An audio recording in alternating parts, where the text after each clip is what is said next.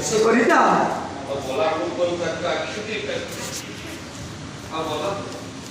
ଆଉ ପଢ଼ା ପୂର୍ବରୁ ତାକୁ ଆଖିଟାକୁ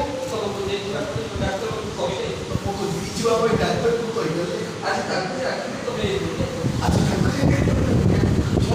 ନା ସରିତା ନା ମୋ ବନ୍ଧୁ ମନୋଜ କେବେ କରିପାରନ୍ତିନି ସେ ମୋତେ କେବେ ପର କରି ଯାଇପାରିବେନି ଆରେ ସେ ମୋର ଭିତରେ ଅଛନ୍ତି ମୋ ସହ କଥା ହେଉଛନ୍ତି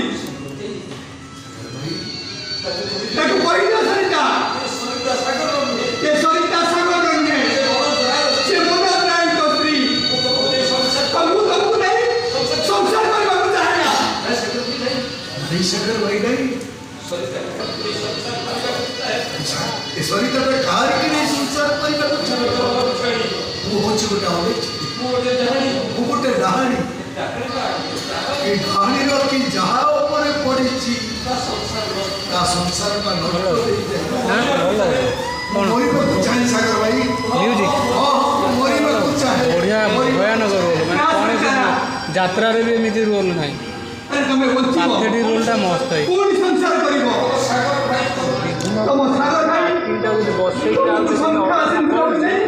ବଜେଇ ଦେବେ କି ଯାତ୍ରା କରିବେ ଆମ ସାଙ୍ଗରେ କେହି ପାରିବେନି ବିଷୟଟା ଭୟାନକ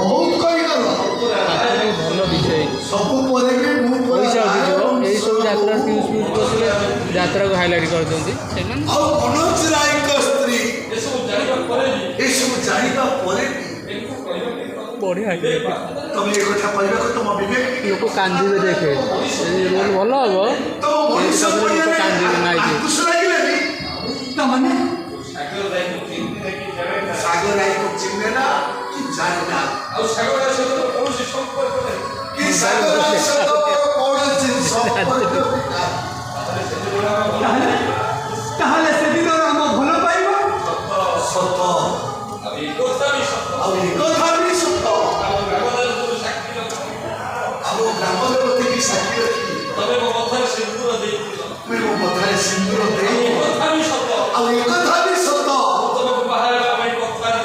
ତମକୁ ବାହା ହେବା ପାଇଁ କଥା ବି ଦେଇଥିଲି ସେସବୁ ଥିଲା ମୋ କୁଆରୀ ଜୀବନର କାହାଣୀ କିନ୍ତୁ ବର୍ତ୍ତମାନ ମୁଁ ହଉଛି ରାୟ ବଂଶର ବୋହୂ ଆଉ ରାୟ ବଂଶ ମନୋଜ ବାବୁଙ୍କ ସ୍ତ୍ରୀ ନାଇଁ ସରିତା ନାଇଁ ମନୋଜ ବାବୁ ମରିଗଲା ପରେ ତମ ମୁଣ୍ଡ ଖରାପ ହେଇଯାଇଛି ବୁଝିବାକୁ ଚେଷ୍ଟା କର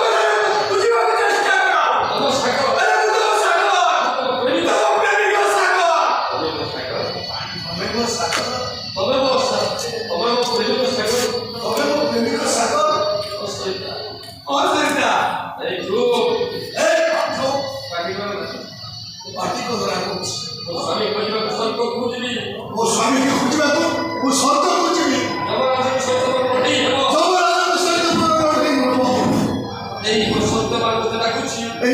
ଏଇ ସତ୍ୟ ଭାବ ମତେ ଡାକୁଛି ବୁଝିବି ମୋ ସ୍ୱାମୀ ପାଖକୁ ଯିବି ସରିତା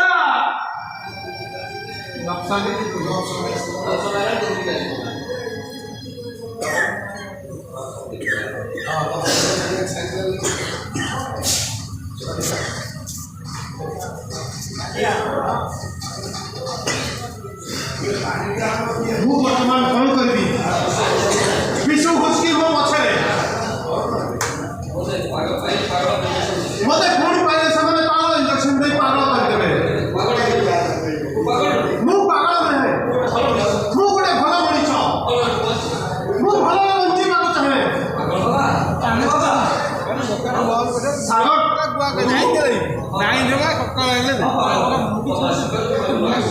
ତମ ଆଶୀର୍ବାଦରୁ ମୁଁ ଆଜି ମୋ ଆଖି ଫେରି ପାଇଛି ତମ ଗୁଣ ମୁଁ ଏ ଜୀବନରେ କେବେ ଶୁଖିପାରିବିନି ଆଉ ସେଦିନ ଯଦି ତମକୁ ପାଖରେ ନଥାନ୍ତ ତାହେଲେ ହୁଏତ ମୁଁ ତୁ କାହାକୁ ଋଣୀ ବୋଲି କହୁଛୁ ଆରେ ଏଇଟା ଗୋଟେ ବାପର ପୁଅ ପ୍ରତି କର୍ତ୍ତବ୍ୟ ହଁ ବାପା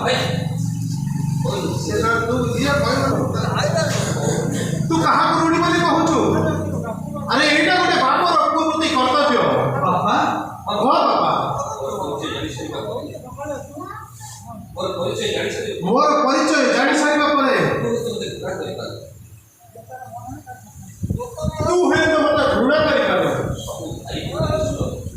ସବୁ ଥାଇ ବି ତୁ ନିଶ୍ଚୟ ଅନା। ତୁ ଅନାଥ ନୁହେଁ ରେ। ତୋ ବାପା ଏଯାଏ ବଞ୍ଚିଛି।